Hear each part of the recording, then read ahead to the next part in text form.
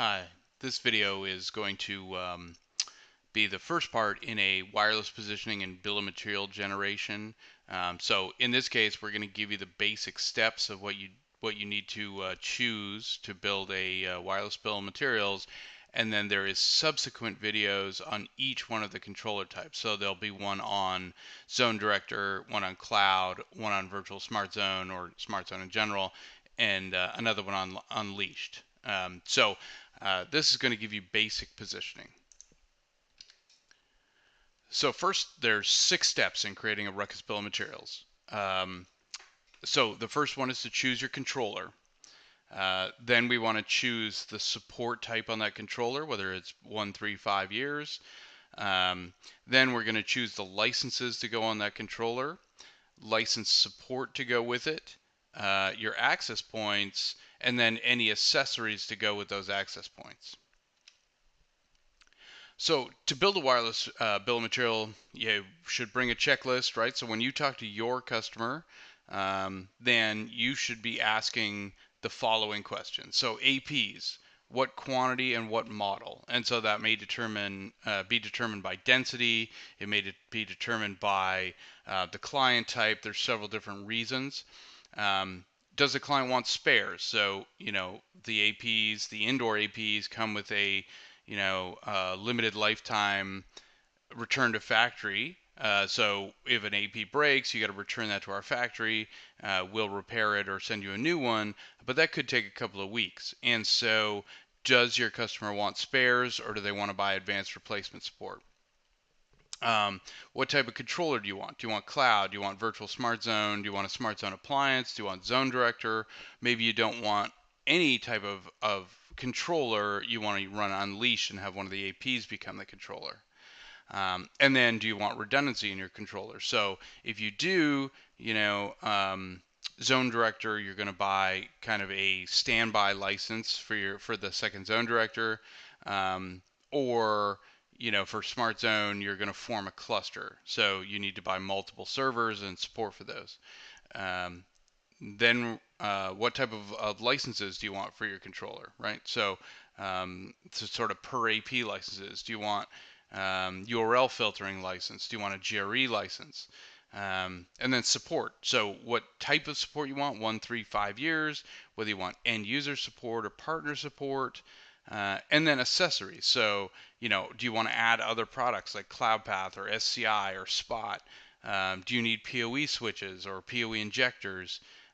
Is there any other accessories you need, such as power supplies, antennas, cases, brackets, mounts, etc.? So one kind of cool tool is on the Ruckus Wireless site, ruckuswireless.com/product/finder. You're going to find this WLAN finder, and so it will lead you through and try to narrow down what type of controller you want and what type of AP you want. So if you're not experienced in Ruckus, then this is a quick way. It's going to ask you, how many sites and how many users and what type of performance you want, and kind of lead you down this path to narrow down controller and AP. The price list is a critical part of this, right? So there's 2 ways to get the price list. So internally, you're going to get it from Ignite. Externally, you're going to get it from the partner portal. So if you log into the partner portal, you'll see price list there. You click on it, you'll get the latest price list. Usually that's going to be in an Excel format with tabs across the bottom for each one of the products. And as we go through, we'll look at those tabs, but they're pretty straightforward. Basically a tab per product, as well as one for accessories and CloudPath and some other things. So then we look at support here really quickly. So warranty on the wireless products, the indoor APs come with a limited lifetime. So that's a return to factory repair. You send the broken one in, we'll repair it and send it back to you. The outdoor APs come with a 1 year. So this does not include tech support. TAC doesn't have an SLA to get back to you. It doesn't include, many things, health checks and web-based training and all that good stuff to go with it. So you could get a advanced replacement support, or sometimes support comes with a controller type. But if you want advanced replacement of any type, then that's an add-on product that's not included with the warranty. And then there's really two types of add-on support. So watchdog support, which is by far the most common. So 1, 3, 5 years. It's a next business day advanced replacement, or there's also a 4 hour. And then above and beyond that, there's bulldog support. So bulldog support, um, again, next business day or 4 hour, but it comes with many additional things. So it's kind of a proactive support. It comes with health checks and um, uh, a customer service manager and several other additional things. So bulldog is a premium level of support.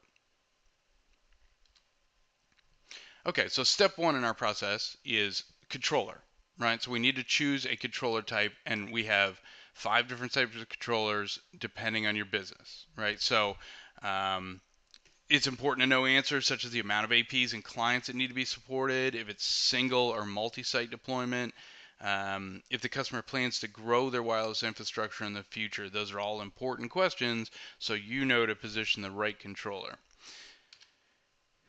So, how many APs you need to support? Do they have an existing controller and they just want to add, licenses onto that controller? Um, are they looking for on-premise hardware, or like a VM instance, or hosted, such as Ruckus Cloud, or VAR supplied? So in the case of Virtual SmartZone, the VAR can do wireless as a service and run that in a multi-tenant environment. Is it a multi-site deployment? Do they require redundancy and failover? Right. So, like all enterprise-grade networking, enterprise Wi-Fi benefits greatly from monitoring and control. For sure.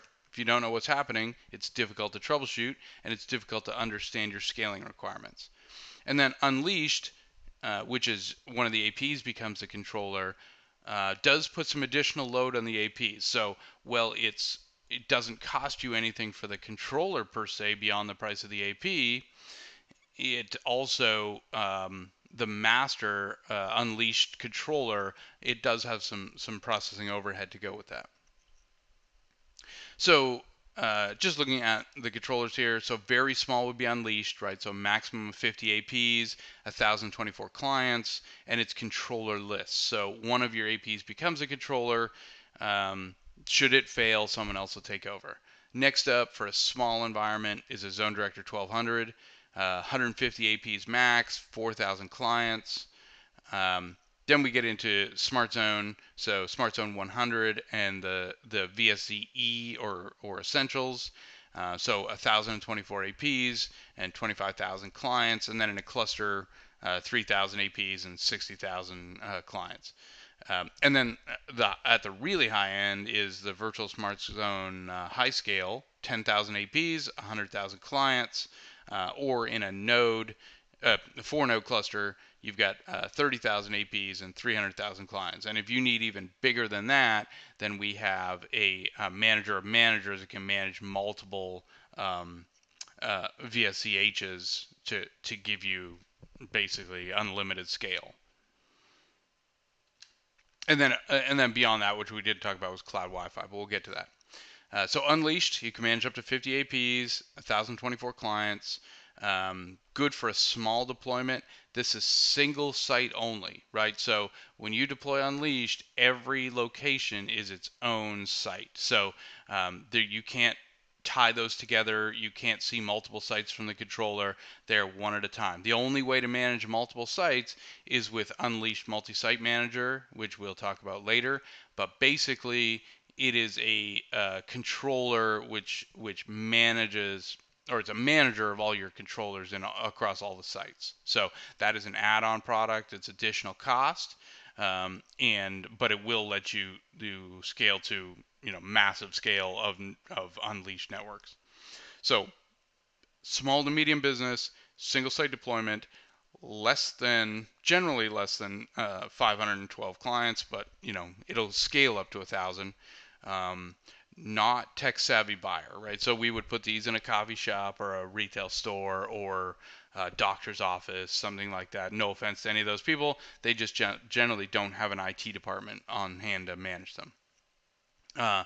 Challenged with cost constraint. Yeah, so if it's a cost issue, if they're trying to do this for the lowest possible cost, then unleashed is your answer. And we'll look at that later. So in the unleashed video, we'll give you some examples of how to build those bill of materials, and then a breakdown of the costs that you need. And then lastly, so limited IT to troubleshoot or manage. ZoneDirector 1200. So this is our small appliance, up to 150 APs, 4,000 clients. Again, small to medium enterprise, single or multi-site deployment. So it does do multi-site. You can get redundancy, so you can run an active standby ZoneDirector. So in case of a primary failure, so if you need redundancy, this is kind of the first step. And again, organizations with limited IT staff and budget. So really easy to manage, easy to set up. A good product for up to 150 APs. Then we have our SmartZone controllers, which really come in a couple of flavors. So there's Virtual SmartZone Essentials and Virtual SmartZone High Scale. So it's just a VM, right?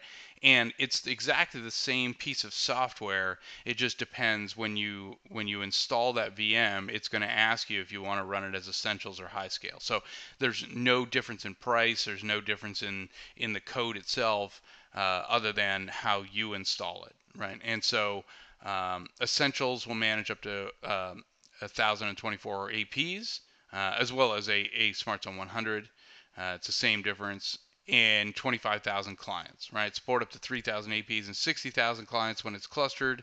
And then high scale, 10,000 APs and 100,000 clients per node. So in a 4-node cluster, running N+1, right? It's going to be 30,000 APs and 300,000 clients.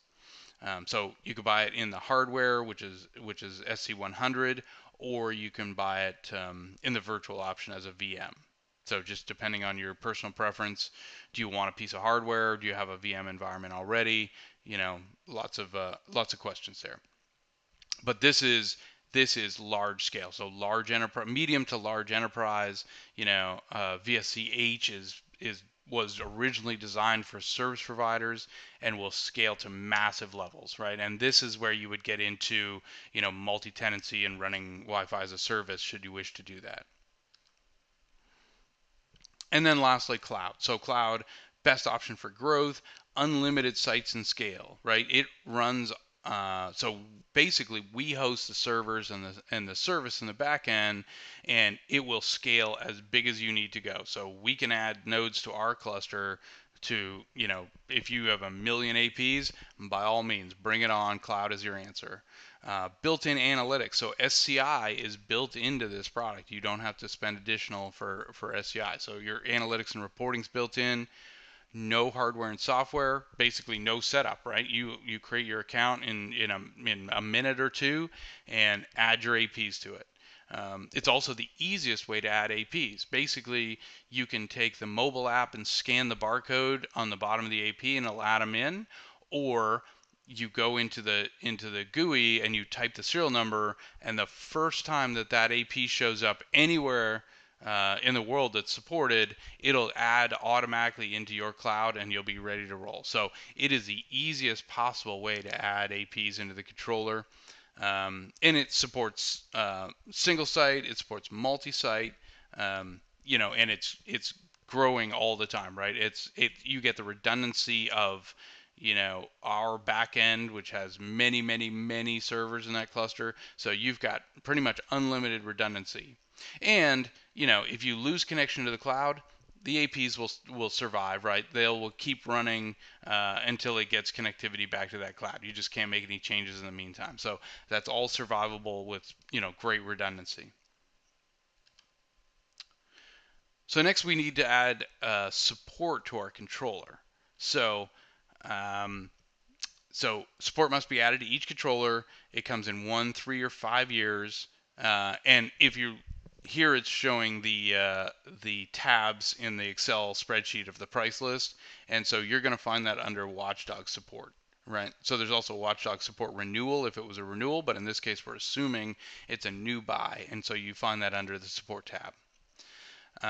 So you need to add support for ZoneDirector, right? So it's going to be found in the Watchdog support section. It's going to be found under ZoneDirector 1000, 1100, 1200, and upgrade licenses. And then, so there's two different SKUs, and this is true with all of our support. There's partner support and an end user support, right? So the partner support is less expensive. However, Ruckus support expects the partner to do first level support. So we don't expect the end user to call our TAC. The partner will escalate to our TAC when required, right? So that is the cost savings to the partner comes with the burden that they are going to take that first level of support and only escalate if they can't resolve the problem. Support on virtual SmartZone controller, so that's required. Again, under the Watchdog support, it's virtual SmartZone and SmartZone license section, and there's a partner support and an end user support SKU to go with that.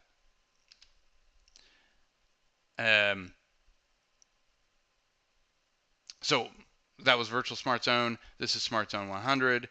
Basically, different section of the Watchdog support part, but you've got two different versions of the SmartZone 100, right? So with the 1 gig interface and with the 10 gig interface, and so just a different support SKU depending on which version of the SmartZone 100 you have. But again, partner and end user support for each one of those. So then we'll look at licenses. So we've got our controller, we've got support on that controller, then we need to add our licenses in. So licenses are purchased on the AP count, so the number of APs that are on that controller.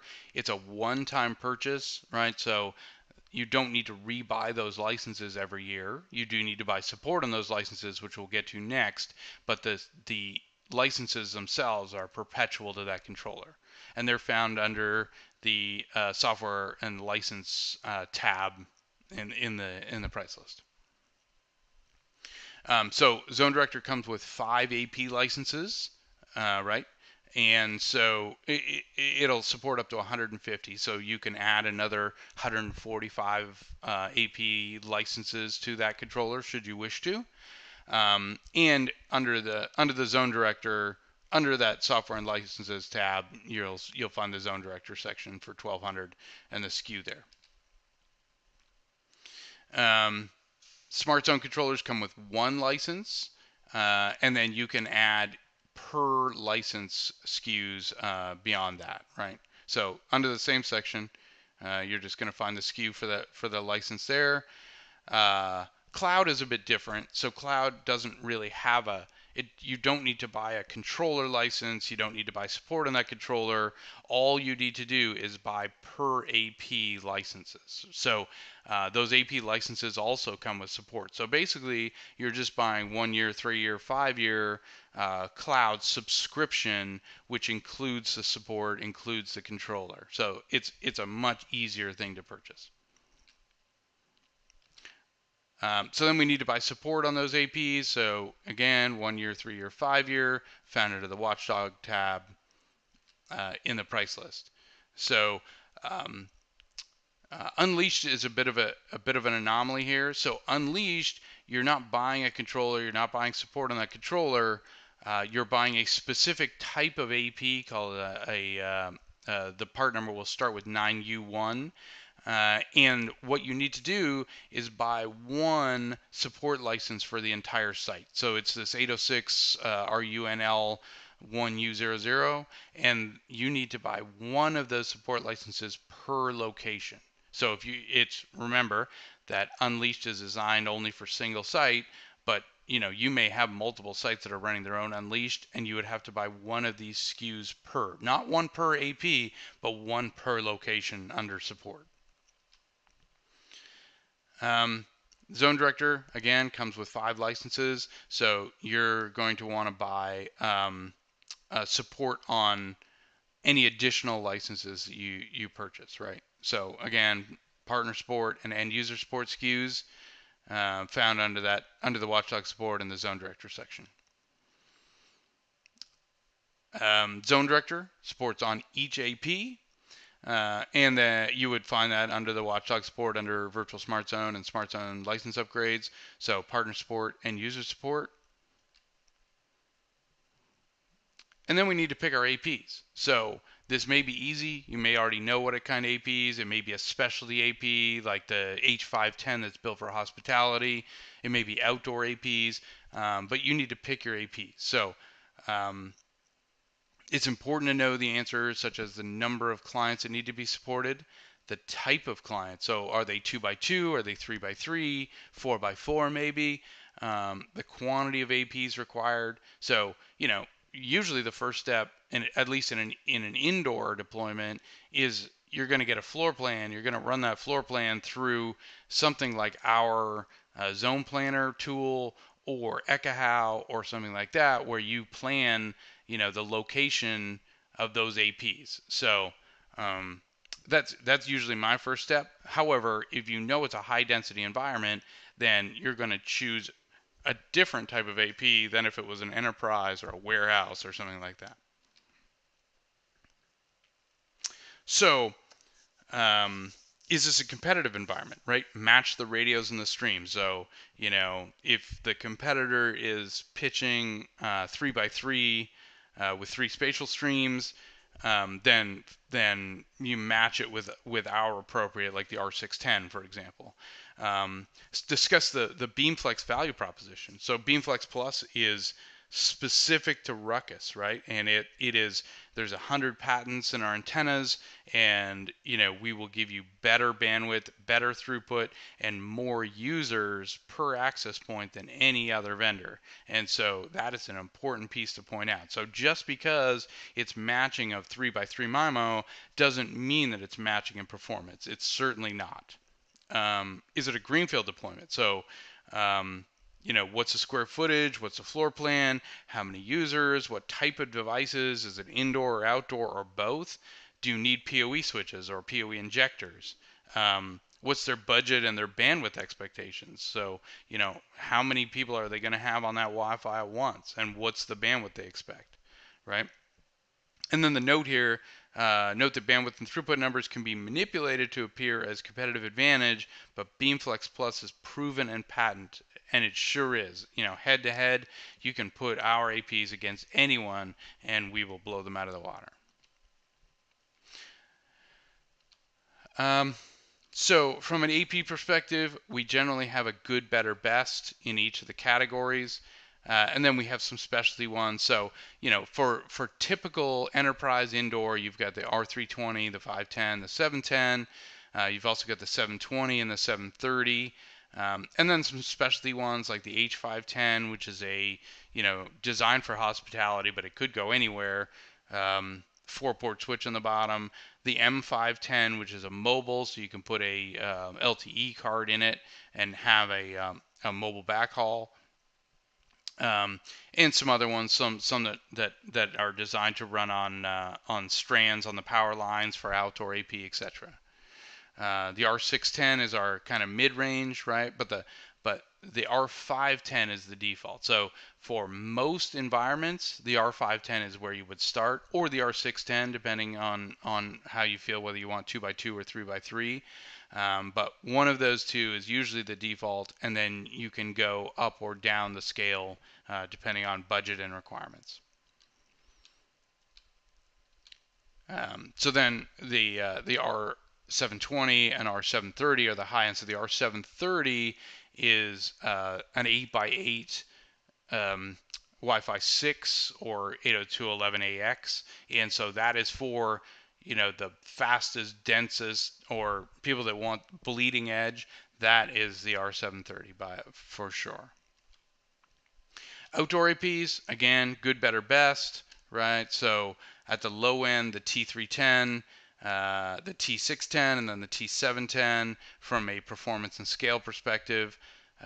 We also have a couple specialties. So the P300 point-to-point bridge, if you needed to shoot across a road or down a field or something like that. and the E510, which is designed to be embedded into outdoor street furniture. So that's that for the very basics of how you're going to build that bill of material. And now I would ask that you go on to the individual. Once you've chosen that controller type, so whether it be Unleashed or SmartZone or ZoneDirector or Cloud, then go on to the specific video for that particular controller, and will lead you through the part numbers to build your bill of material properly. And then above and beyond that, there's some other ones for cloud path and ICX switching, the full line of ICX switching, Unleash multi-site manager, SCI. There's some additional add-on ones, but the next step for you is you're going to go onto the controller and choose the bill of materials and finalize that bill of materials for your project. All right, so thanks for joining, and take care.